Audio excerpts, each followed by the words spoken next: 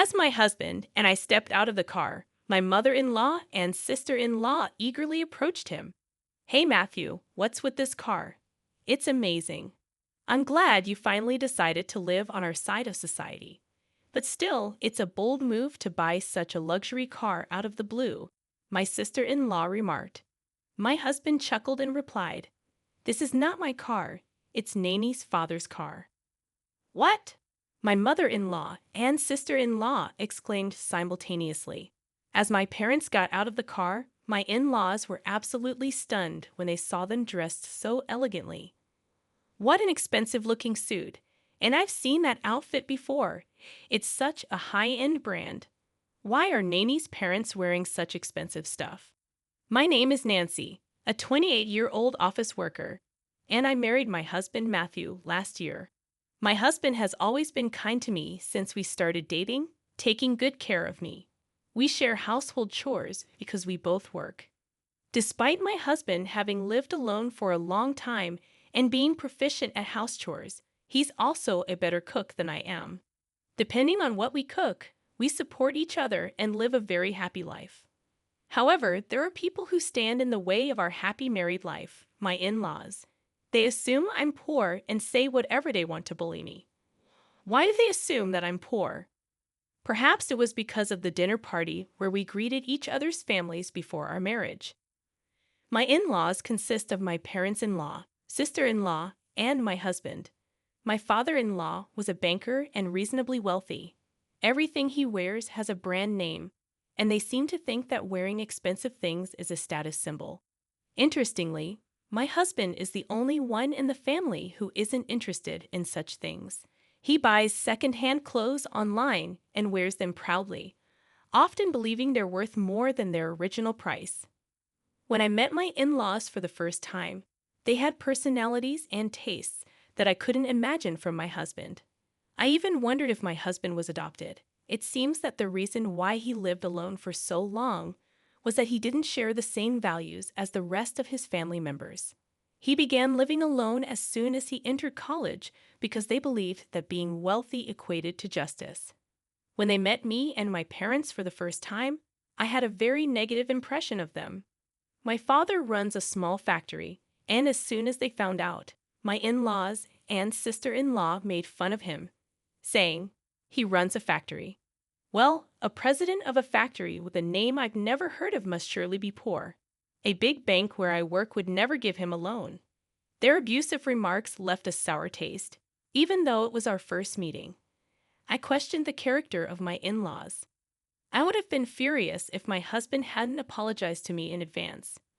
My parents had also been briefed by my husband on the situation, so they remained calm, even when my in-laws made fun of us. "Well, it's true that we run a small business, but thankfully, we're able to continue working and pay our employees' salaries," my father responded calmly. "I wonder how many employees you have," one of them sneered. "Oh, by the way, I heard Nancy has an older brother," another chimed in. "Our son is working today. He can't join us," my father explained. "Is he on a business trip or something?" "Does your brother work for a decent company?" they mocked. "Our son works for my company," my father stated proudly. When he said that, my in-laws laughed in unison. "You mean it's a family business? A family that can't even take a day off must not be running the business very well," they taunted. They continued saying terrible things about my family. My husband repeatedly told them to stop, but they wouldn't listen. Eventually, my husband forced them to leave. This incident tarnished my image of my in-laws, especially as they made fun of my family too. To be honest, some people might have canceled the marriage after such an incident. But I love my husband more than that. So I decided to marry him as long as I didn't have to deal with my in-laws. We could live peacefully and happily. In fact, my husband doesn't like his family much either, and I was quite angry at them for making fun of my family. So, we avoided going to my in-laws unless absolutely necessary. However, about a year after we got married, they started to force us to get involved with them. My mother-in-law and sister-in-law came to our house often, saying whatever they pleased. "Matthew doesn't come home at all. It just means she's trying to stop him from going," they speculated. I'm sure she's jealous of our lives. One of them remarked. Well, I don't blame you. We have a different standard of living than the poor, but I hope you'll at least have a baby soon. If you don't produce an heir, she's really just a scumbag wife who wants to make a fortune, they said nastily. My mother-in-law and sister-in-law were there for a short time from when I came home from work until my husband came home. I usually arrived home early because my job allowed me to leave on time, but my husband often had to work overtime. So he usually gets home a little before 9 o'clock p.m. So, within about 3 hours, my mother-in-law and sister-in-law would come over to pick on me. Matthew works for a good company. You should live in a nicer house, they would comment. My husband, and I think it's big enough for us, I would reply. So, not your husband, but you, right? Don't impose your values on Matthew, they'd retort. There's a lot of plain stuff in the fridge. Don't look in the fridge without permission. You don't have caviar, they'd sneer. Fine, fine, we don't have anything like that, I'd reply. Oh, it's so boring. Why did Matthew marry this woman? A poor, well-seeking, boring woman is a rarity, they'd mock. You could say that, but if you try to touch your money even a little bit, you'll be sorry. It will erase you from society, they'd threaten. My mother-in-law and sister-in-law would make fun of me, threaten me, ridicule me, and then leave. I would talk to my husband about it, and he would scold them. But they continued to come over without showing any sign of remorse. They ambushed me at my apartment when I came home. I felt depressed every time I came home. How on earth could they get tired of picking on me? But my mother-in-law and sister-in-law kept trying to belittle me. I had a mental breakdown. I tried to pass the time at a cafe until my husband finished work. Then I would go home with him. When my mother-in-law and sister-in-law saw me coming home with my husband, they said, "You're like a pest, taking away Matthew's freedom like that." It was actually more disgusting that they waited outside for 3 hours and tried to antagonize me. My husband was so disgusted that he even went so far as to ask my father-in-law for help. My husband talked to my father-in-law, but he was just like my mother-in-law. He said that a poor wife is a rarity for them. If things continued as they were, our marriage would be threatened. I decided to use the L resort. I know it's not something I'm very fond of doing, but my in-laws have made me angry, so I will not relent. A few days later, my husband and I went to visit my in-laws. They were overjoyed when we informed them that my husband was taking his wife home with him. I was horrified to hear my mother-in-law saying, "I'm so happy to see Nancy for the first time in a long time. I don't know what kind of fun it is to be a wife-beater." And then we went to my in-laws' house for the weekend. When we'd arrived at my in-laws' house by car, my in-laws rushed out of the house and excitedly asked my husband, "Hey, Matthew, what's with this car? It's amazing. I'm glad you finally decided to live on our side of society. But still, it's a bold move to buy such a luxury car out of the blue, isn't it?" My husband chuckled and said to my mother-in-law and sister-in-law, "This is not my car. It's just Nancy's father's car. What's with this car? It's amazing. I'm glad you finally decided to live on our side of society. But still, it's a bold move to buy such a luxury car out of the blue," my mother-in-law and sister-in-law exclaimed simultaneously. Then, as my parents got out of the car, my in-laws were absolutely stunned when they saw the two of them dressed like that. What an expensive-looking suit, and I've seen that outfit before. It's such a high-end brand. Why are her parents wearing such expensive stuff? They marveled. Finally, my brother emerged from the car, standing tall and handsome, wearing the same high-end brown suit as my father. "Who is that handsome guy? Nice to meet you. My name is Finn, Nani's brother." He introduced himself. My in-laws were frozen in amazement at my family, which was completely different from the last time they saw me. Seeing this, my husband exclaimed, "What the hell are you doing?" He urged them to quickly show my family around the house.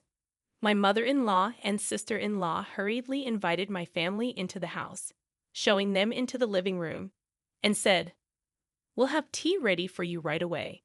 Their attitude was the complete opposite. The in-laws were very curious and asked my parents, "How are you able to wear such luxury items? So ridiculous." My father explained, "My factory is a small one, but the parts we make are the only pattern in the world. We receive orders from large Japanese companies as well as foreign companies." This answer made the members of my in-laws' faces turn blue. My mother-in-law and sister-in-law started to be nice to me, while my father-in-law remained silent the whole time. My sister-in-law was particularly interested in my brother and talked to him a lot. "What kind of work do you do at your father's company?" she inquired. "I've always been good at English. I'm currently in charge of organizing business meetings with overseas companies, so I spend half of the year abroad," my brother explained. "That's very cool." "Are you single, Finn?" she flirted. "No, I'm married," he replied. "That's too bad. But I think I'm a better match for you than your wife. What do you think? If you're interested, why don't we go out for dinner?" she boldly propositioned. To be honest, I was impressed by her mental strength and audacity, but I was also determined to let her face the consequences of her actions right then and there. My brother looked at me and nodded in agreement. "Are you kidding me, Finn? You're a funny girl.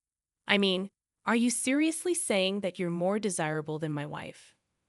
My wife is a former model, highly educated, and the daughter of the president of a famous company.